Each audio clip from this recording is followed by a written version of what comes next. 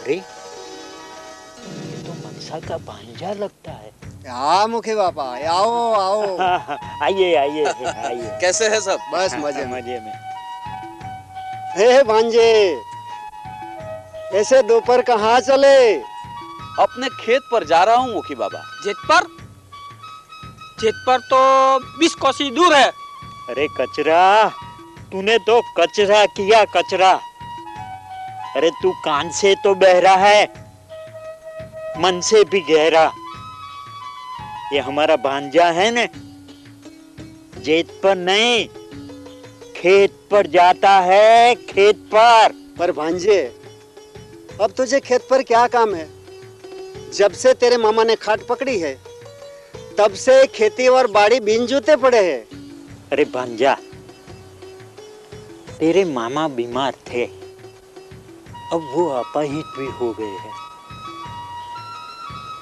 एक बात कहूं, तू उनकी खेती संभाल ले तो कैसा? आखिर उनका वारिस भी तू तो है। तेरी मामी को भी साता होगी। हाँ, अब यही ठीक है मुखी बाबा। पर आप देखना, आप बुजुर्गों के आशीष और मेरी मेहनत से साल 2 साल में ही मामा की खेतीबाड़ी में हरी भरी कर दूंगा। पर भांजे, इस टाइम तुम खेत पर किस काम से जा रहे हो? खेत से कुछ मिट्टी लेने, कुछ मिट्टी के नमूने लेकर मैं इसे अपने जिले की खेतीबाड़ी की कचेरी की प्रयोगशाला में चकासणी करने दे आऊंगा। पर भांजे, तुम मिट्टी की चकासनी की बात करते, हम तो मिट्टी सूंघ के कह देते कि इसमें कितना दम है। जी हाँ जी हाँ जी हाँ, अब ज्यादा सांडपत मत दिखा। बड़ा आया सूंघ कर जात बताने वाला। अरे तब तो तेरी जमीन ऐसी नहीं होती। ये भांजा है ने भांजा, खेती की पढ़ाई करके आया है। वो जो करेगा ने वो ही अच्छा ही करेगा। बात ऐसी है मुखी बाबा कि आप लोग तो सालों से खेती करो, अपनी खेती को अच्छी तरह जानो समझो, पर यह सब तो होता है अंदाज से ही ना। पर देखिए, अब तो हमारी खेतीबाड़ी के पास इसके लिए बहुत अच्छे अच्छे साधन है, बहुत अच्छी सुविधाएं हैं। परिणाम लक्षी हमारे पास ऐसे ऐसे साधन है कि जिससे हमारी खेती अच्छी हो सकती है, हमारी जमीन की चकासनी हो सकती है। तो फिर हम अपनी जमीन को प्रयोगशाला में उसके नमूने लेकर उसकी चकासनी करके क्यों ना अधिक उपजाऊ बनाएं। हाँ भांजे, तेरी बात ठीक है। यह जमुना दास के खेत को ही देख लो ना। पहले जब वह ग्राम सेवक था तब हम इसे जमनो जमनो कहते थे, पर जब इसने खेती में प्रगति की तब से हम इसे जमुना दास कहते हैं। तब वह तेरी जैसे ही बातें करता था, पर तब हम उसकी हंसी करते थे। पिछले साल उनके खेत में 2 गुनी फसल हुई थी। हाँ जीणा बाबा, आप सब जैसे बुजुर्गों से हमारे कृषि पंडितों ने नए ज्ञान का आविष्कार किया है। तो आपके ही अनुभवों से, आपकी ही दी हुई सीख से जो ज्ञान कृषि पंडितों ने तैयार किया है, उसका लाभ हम किसानों ही क्यों न ले? हाँ भांजे, ये सब तो तुम जवानों की बात। अब हम तो बुढ़े हुए और हमारी खेती भी बुढ़ी हुई। पक्के घड़े पे कांटे नहीं चढ़ते। क्यों नहीं जीणा बाबा? यदि आप लोग कहें तो हम अपने जिले की खेतीबाड़ी कचहरी के कार्यकर्ताओं से मिले। उन्होंने जो संशोधन किए हैं और प्रयोग खेतों और प्रयोगशाला में किए हैं, वह सब हमें दिखाएंगे। इससे हमें अच्छी जानकारी मिलेगी। पर आप लोग अगर तैयार हैं तो मैं इंतजाम करूं। क्या जीणा, चलोगे ने? जरा देख ले, बूढ़ी आंखों पे जवा चश्मा चढ़ाकर। गांधीनगर स्थित यह जमीन चकासणी प्रयोगशाला है। गुजरात राज्य में ऐसी कुल 20 प्रयोगशालाएं कार्यरत है। राज्य की जमीन के पिछले 5 वर्ष के दौरान हुए कुल 9,79,792 नमूनों का पृथक्करण करके जमीन की फलद्रुपता की तालुकावार माहिती संकलित की गई है। सबसे पहले जमीन से मिट्टी के नमूने लेने का सही तरीका हम देखें। जिस जमीन से नमूना लेना हो उस जमीन की ऊपरी परत यथावत रखकर उसमें से घास, फूंस, पत्तियां और पत्थर कंकर आदि छांटकर दूर करें। इसके बाद वी आकार का एक खड्डा खोदें। कम गहरी जड़ों वाली फसलों के लिए 20 से 25 सेंटीमीटर खुदाई करें और गहरी जड़ों वाली फसलों के लिए 40 से 45 सेंटीमीटर तक गहरा खड्डा खोदें। इस खड्डे से मिट्टी निकाल लें। इसके पश्चात खड्डे के वी आकार के किनारों से 2 सेंटीमीटर तक मिट्टी तराश कर निकाल लें और गमले में भरें। पूरे खेत में से 12 से 15 अलग-अलग जगहों से मिट्टी के नमूने इकट्ठे करें। नमूने की मिट्टी के ढेर को अखबार अथवा पक्के फर्श पर फैला दें। फिर इसे दोनों हाथों से मसलकर बूरा करें। इस बूरे को वर्तुल आकार में पसारें। इस वर्तुल आकार में फैली मिट्टी के 4 हिस्से करें। इसमें से आमने सामने के 2 हिस्सों की मिट्टी हटा लें। बाकी मिट्टी को फिर वर्तुल आकार में फैलाकर 4 हिस्से करें। 2 हिस्सों की मिट्टी फिर से हटा दें। इस तरह बार बार करते रहें। जब लगभग 500 ग्राम मिट्टी शेष रहे तब इसे थैली में भर लें। ध्यान रहे, जंतुनाशक दवाई अथवा खाद की थैली में मिट्टी न भरें। भेजने वाले का नाम ठाम, मिट्टी कहां से ली है और कौन सी फसल लेनी है आदि सूचना की चिट्ठी इस थैली में डालना न भूलें। मिट्टी के नमूनों की इन थैलियों को प्रयोगशाला में क्रमानुसार रखा जाता है। प्रयोगशाला में सबसे पहले इन मिट्टी के नमूनों को बारीक पीसकर छान लिया जाता है। फिर उसे उनके क्रम के अनुसार ट्रे में बने खानों में डाल दें। नमूनों की यह ट्रे फिर प्रयोगशाला में लाई जाती है। इन नमूनों की मिट्टी में सेंद्रीय कार्बन मतलब नाइट्रोजन, फास्फोरस और पोटाश की मात्रा की जांच होती है और मिट्टी का पीएच मतलब जमीन की प्रतिक्रिया क्षमता और इसमें ईसी अर्थात द्राव्य क्षारों का परिमाण भी देखा जाता है।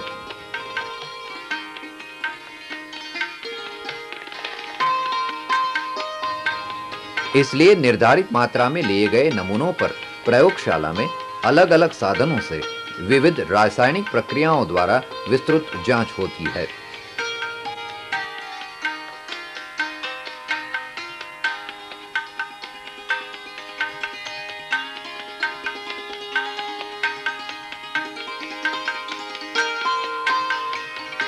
इस मानचित्रों में राज्य की जमीन में नाइट्रोजन, फास्फोरस और पोटाश की संयुक्त फलद्रुपता की तालुकावार माहिती प्रस्तुत है। इसके अनुसार 184 तालुका में से 125 तालुका की जमीन में नाइट्रोजन की फलद्रुपता कम है, 50 तालुका में मध्यम है और 9 तालुका में नाइट्रोजन की फलद्रुपता अधिक है।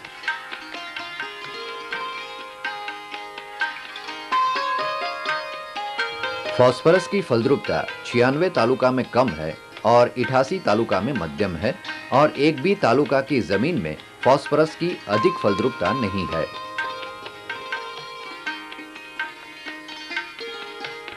पोटाश की फलद्रुपता की स्थिति अच्छी दिखती है। 171 तालुका में इसकी फलद्रुपता अधिक है और 13 तालुका में मध्यम है और कोई भी तालुका में इसकी फलद्रुपता कम नहीं है।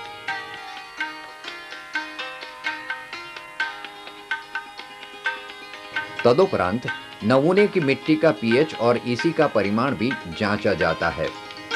जमीन में द्राव्य क्षार प्रमाण से अधिक अथवा कम होने से जमीन का गठन और पोत बिगड़ जाता है। जिस जमीन का पीएच अंक 6.5 से 8 तक होता है वह जमीन सामान्य स्थिति में कहलाती है।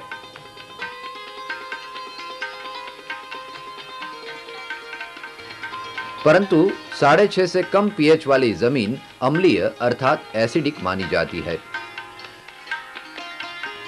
यदि जमीन का पीएच आंक 8 से ऊपर होने पर जमीन बास्मिक अर्थात अल्कलीय कहलाती है।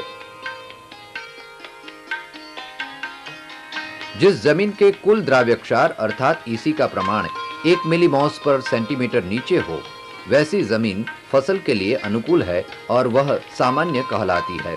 परंतु जिस जमीन में ईसी की मात्रा का आंक 1 से 3 मिलीमॉस पर सेंटीमीटर है, वह जमीन फसल के लिए अनुकूल नहीं है, और जिस जमीन में ईसी का आंक 3 मिलीमॉस पर सेंटीमीटर से ऊपर है, वह जमीन फसल के लिए नुकसान करता है। जमीन प्रकृति की अनुपम देन है, उसका अपना अनूठा जीवंत अस्तित्व है। जमीन की उत्पत्ति के समय मातृ खड़कों पर आबोहवा, जैविक प्रक्रियाएं, भ्रूपुष्ट और समय की संयुक्त असरों जैसे प्राकृतिक कारकों से जमीन अलग अलग प्रकार की हो जाती है। इसके प्रमुख प्रकार है काली जमीन, कांप वाली जमीन, क्षारीय अर्थात बास्मिक जमीन, जंगली जमीन, मरुभूमि, पथरीली जमीन, लाल अथवा लैटेराइट जमीन। जमीन के 3 प्रमुख कार्य है, जिसमें भौतिक कार्य अर्थात पौधों को सहारा देना और इन्हें आवश्यक हवा और प्रकाश की पूर्ति करना। दूसरा रासायनिक कार्य, जिससे पौधों की वृद्धि के दौरान आवश्यक पोषक तत्वों की उपयुक्त मात्रा बनी रहती है।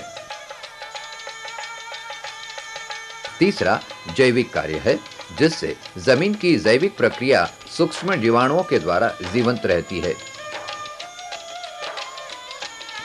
यह तीनों प्रक्रियाएं जिस जमीन पर समुचित ढंग से होती रहती है, वह जमीन तंदुरुस्त कहलाती है।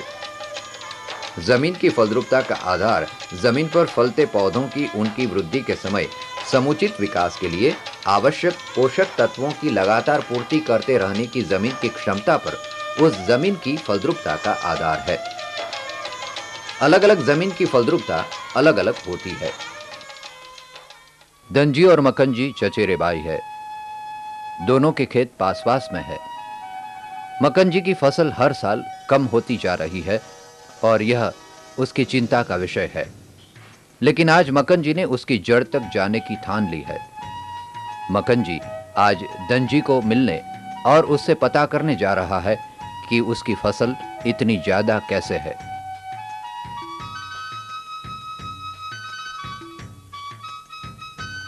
देख भाई धनजी, हमारे खेत पास पास में है, हमारी जमीन भी समान है।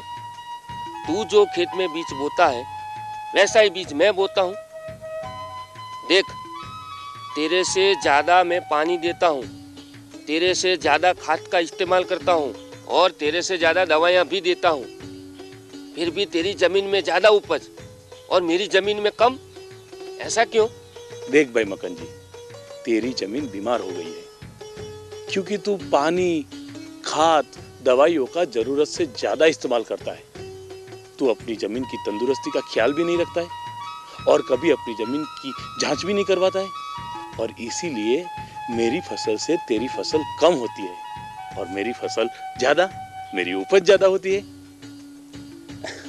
मैं सजीव खेती का प्रयोग करता हूँ, जमीन की तंदुरुस्ती बनी रहे इसीलिए हर कोशिश करता हूँ। देख, मैं रासायनिक खाद का सोच समझ कर इस्तेमाल करता हूँ।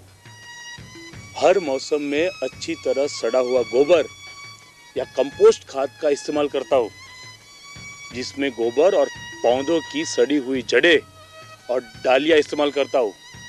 और इसीलिए मैं कंपोस्ट खाद के खड्डे भी अपने खेत में बनाता हूँ। वर्मी कंपोस्ट अपने खेत में बनाकर डालता हूँ। पोल्ट्री यानी मुर्गा पालन केंद्र से खाद लाके डालता हूँ और एरंड और नीम से बना हुआ खाद इस्तेमाल करता हूँ और फसल के अच्छी तरह सड़े हुए अवशेषों से बना हुआ खाद भी इस्तेमाल करता हूँ। राइजोबियम, एजेटोबैक्टर, फॉस्फेट कल्चर जैसे बायो खाद भी डालता हूँ।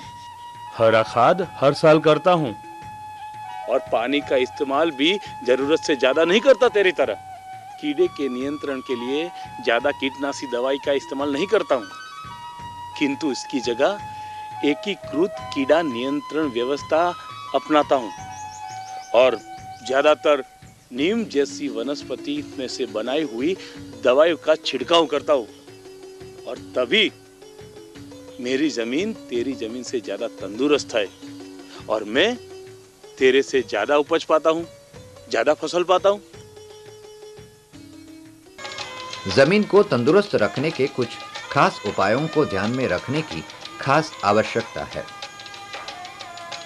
जमीन की मिट्टी के पृथक्करण करवाने के पश्चात परामर्श के अनुसार फसल की आवश्यकता के मद्देनजर समय समय पर खाद डालते रहना, रासायनिक खाद के साथ सेंद्रीय खाद मिलाना, रासायनिक खाद का छिड़काव करने के बजाय उसे किनारे किनारे डालें।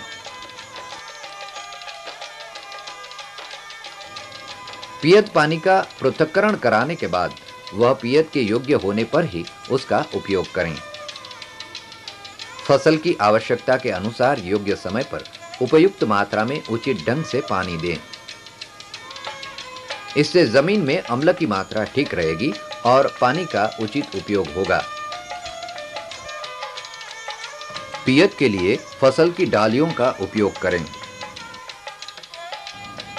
पियत के लिए ड्रिप और स्प्रिंकलर पद्धति का उपयोग करें।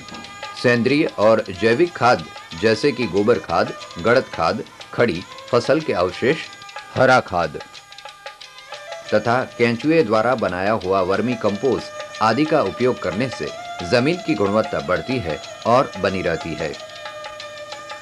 इसके अलावा राइजोबियम, एजोस्पाइरिलम तथा फॉस्फेट कल्चर जैसे जैविक खाद का उपयोग करें। गहरी जड़ वाली फसल को सतही जड़ वाली फसलों से फेरबदल करें। फसल की फेरबदली की एवज में आंतर फसल और मिश्र फसल पद्धति भी उपयोगी है। दलहन फसल से जमीन को नाइट्रोजन की पूर्ति होती है और सूक्ष्म जीवाणुओं की संख्या और बढ़ती है।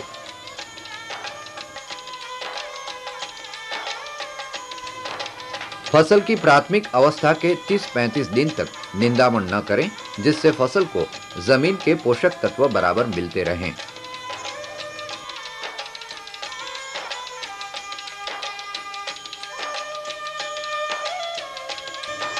जमीन के सूक्ष्म जीवों पर विपरीत असर न हो, इसलिए पाक संरक्षण के लिए जंतुनाशक दवाओं का उपयोग कम करें और जैविक नियंत्रण पद्धति अपनाएं।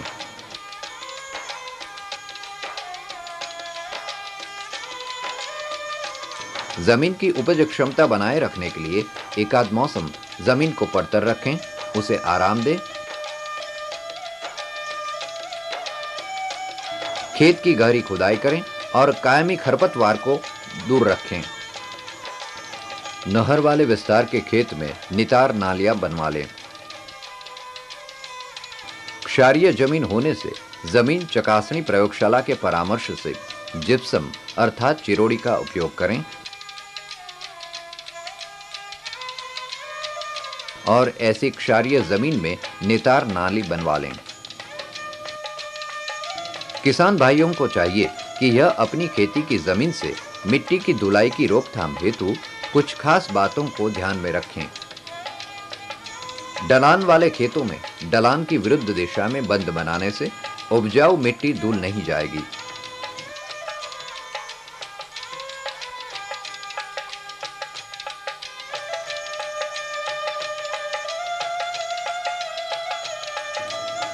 आमतौर पर बंद ढलान के 1 से 2 फुट के अंतर पर होने चाहिए। फिर भी जमीन के बहुत छोटे टुकड़े न हो और जोतने में परेशानी न हो, इस बात को ध्यान में रखें और बंद उचित अंतर पर बनाएं। खेत के अंतिम छोर पर ढलान वाले हिस्से में मजबूत बंद बनवाएं।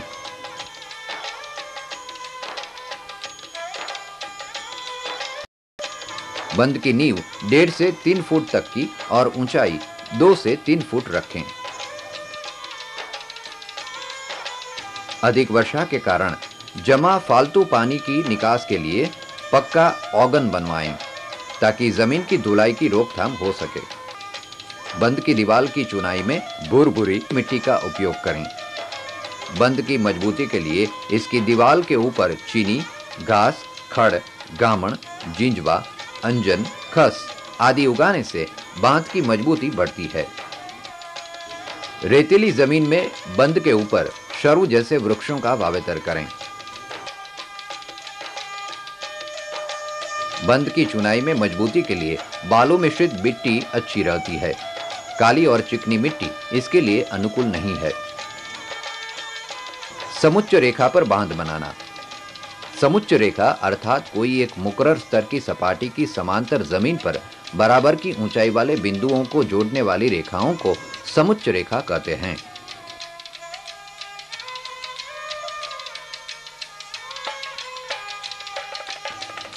ऐसी रेखा पर बने बंध को समुच्च रेखा पर का पाड़ा अथवा कंटूर बंध कहते हैं। समुच्च रेखा पर बंध बनाने से ढलान वाली जमीन पर भी समतल सपाटी वाले खेत बनते हैं। इससे खेत में से मिट्टी का धुआं नहीं होता। इस प्रकार के बंध होने से दो बंध के बीच की सपाट जमीन में पानी का फैलाव और शोषण चौकोर एक सा होता है और जमीन में बेज के संग्रह की वृद्धि होती है। इस प्रकार के बंध के निर्माण में खेत की लगभग 5% जमीन लग जाती है।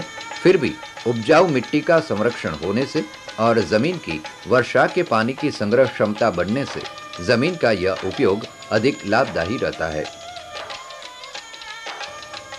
सोपान क्षेत्र। सोपान क्षेत्र से तात्पर्य है अधिक ढलान वाली जमीन पर ढलान को छोटे छोटे फासले पर विभाजित करके प्रत्येक क्षेत्र के छोर पर बंध बनाने की पद्धति। जहां 10% से अधिक ढलान वाली जमीन का इस प्रकार विभाजन करके छोटे छोटे सीढ़ीनुमा खेत बनाए जाते हैं। इसके अनेक फायदे हैं। ऐसे प्रत्येक छोटे खेत में से फालतू पानी के निकास के लिए नाली बनाई जाती है। उसके जरिए फालतू पानी आसानी से निकल जाता है और सोपान क्षेत्र से मिट्टी का धुआं बहुत कम हो जाता है। सोपान क्षेत्र का ढाल कम होने से पानी के बहाव की गति मंद होती है।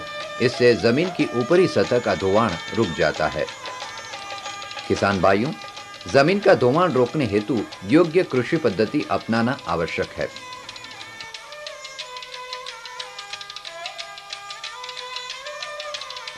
जिस जमीन का ढाल पूर्व पश्चिम हो उसमें प्राथमिक जोत और बुआई उत्तर दक्षिण करें।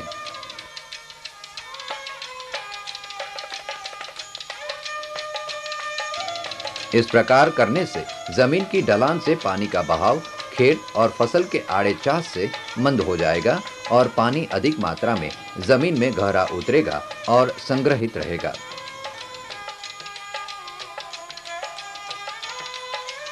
जमीन की ऊपर की उपजाऊ सतह की मिट्टी का धुआं नहीं होगा। खेती की यह धुआं अवरोधक पद्धति कम ढलान वाली जमीन के लिए उपयुक्त है।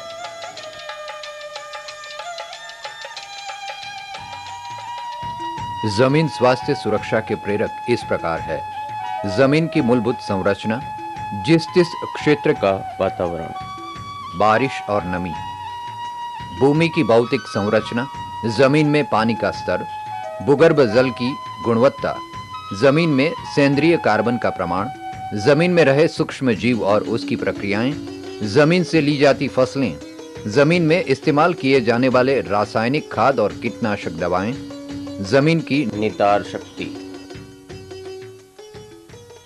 देखा मुखी बाबा, ये कृषिविदों ने हमें कितनी अच्छी अच्छी बातें बताई। अरे कृषि के लिए हमको कितना कुछ समझाया। और वह भी मैं कहता हूँ बिना कुछ लिए, मुफ्त में। वो ठीक है।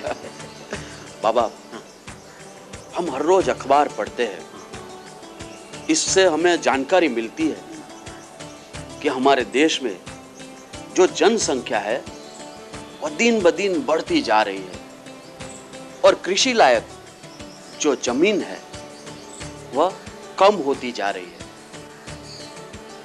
अब बाबा, इसलिए किसानों को चाहिए कि वह अपनी खेती लायक जमीन की उपज क्षमता बनाए रखे अपनी जमीन की तंदुरुस्ती और उसकी फलद्रुपता उसे बनाए रखे। धरती मिट्टी को जानो रे, जानो जानो जानो किसान भाई सब जानो रे। धरती जिसको भूख से धरती मिट्टी को जानो रे।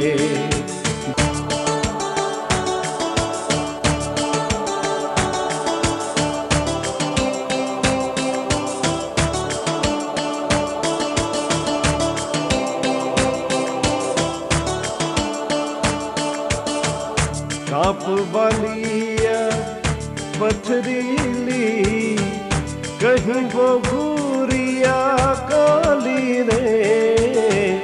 मरुभूमि में रेतीली और कहीं वहाँ खारी रे। हो शोषण अपना सहती रहती, पोषण फसल का करती रे। इस मिट्टी की मौजत काजे धरती भी कुछ कहती रे। हो मेरी मिट्टी नियम से जांचो, कमियां मेरी दूर करो।